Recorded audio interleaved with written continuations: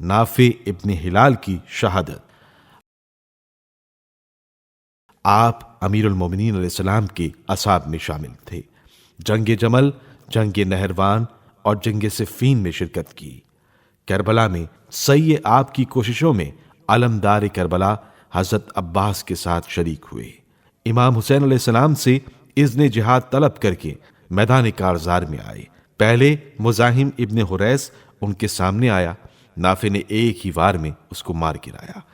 عمرو ابن حجاج جو دریائے فرات کی محافظ فوج کا سردار اور بڑا تجربہ کار سپاہی تھا، اپنی فوج سے کہنے لگا، تم لوگ عقل و فہم سے خالی ہو۔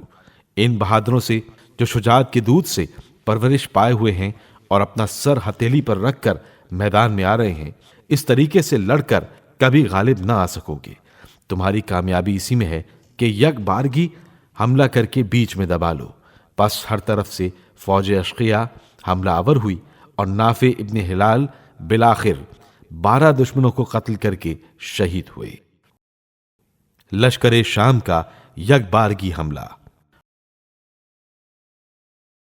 عمر ابن سعد نے عمرو ابن حجاج کی تجویز کو پسند کیا اور تمام فوج کو یک بارگی حملے کا حکم دے دیا۔ کوفہ و شام کی فوجوں کے دل ایک مرتبہ ہی امام مظلوم کی مختصر سی فوج پر جا پڑے اور دونوں طرف سے تلوار چلنے لگی۔ وہ گھمسان کی لڑائی ہوئی کہ خون کا دریا بہنے لگا۔ اگرچہ فوج یزید کے مقابل امام حسین علیہ السلام کی فوج کچھ بھی نہ تھی، مگر ایمان کے جوش میں وہ شجاعانہ جنگ کی کہ دشمنوں کے ہوش گم ہو گئے۔ سینکڑوں شقاوت کرداروں کو دیکھ کے گھاٹ اتار دیا۔ صرف ایک عبداللہ ابن عروہ غفاری نے، جو ایک کبیر السن بزرگ صحابی رسول تھے اور بدر سے صفین تک کے مارکوں میں شریک رہ چکے تھے، 125 آدمیوں کو قتل کیا۔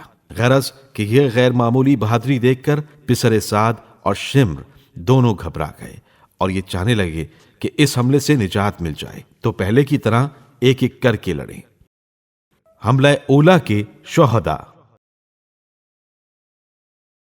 اس گھمسان کی لڑائی میں حضرت امام حسین علیہ السلام کی طرف سے 30 سے 50 جانثار شہادت کے عظیم مرتبے پر فائز ہو گئے، جن میں آدھے پیدل تھے اور باقی سوار۔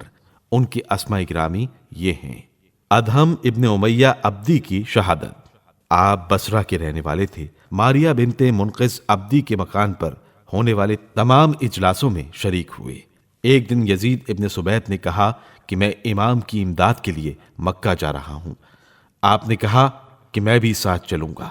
آپ مکہ پہنچے اور امام حسین علیہ السلام کے ساتھ ہو گئے اور یوم عاشور اپنی جان عزیز امام علیہ السلام پر قربان کر کے امر ہو گئے۔ امیہ ابن سعد طائی کی شہادت۔ آپ کوفے میں رہتے تھے۔ جب آپ کو علم ہوا کہ امام حسین علیہ السلام کربلا پہنچ گئے ہیں تو آپ فی الفور کوفے سے نکل کر امام کی خدمت میں حاضر ہو کر امام کے لشکر میں شامل ہو گئے اور یوم عاشور کمال جذبہ قربانی کے پیش نظر امام اور اسلام پر قربان ہو گئے۔ بشر ابن عمر کندی کی شہادت۔ آپ حضرہ موت کے رہنے والے تھے اور قبیلہ کندہ کے فرد تھے۔ آپ بھی حملہ اولا میں شہید ہوئے۔ جابر ابن حجاج تیمی کی شہادت۔ آپ بہت ہی بہادر اور شجاع تھے اور روز عاشور ظہر سے پہلے حملہ اولا میں شہادت کے درجے پر فائز ہوئے۔ حباب ابن عامر بن کعب تیمی کی شہادت۔ آپ کوفے کے باشندے اور محبان اہل بیت میں سے تھے۔ جناب مسلم ابن عقیل کی بیعت کی تھی۔ جناب مسلم ابن عقیل کی شہادت کے بعد اپنے قبیلے میں روپوش ہو گئے اور جب اطلاع ملی کہ امام حسین علیہ السلام کوفے کی جانب عازم سفر ہیں تو کوفے سے نکلے اور راہ میں امام حسین علیہ السلام کی خدمت میں پہنچ کر ہم رکابی کا شرف حاصل کیا۔ عاشور کے دن حملہ اولا میں شہادت پائی۔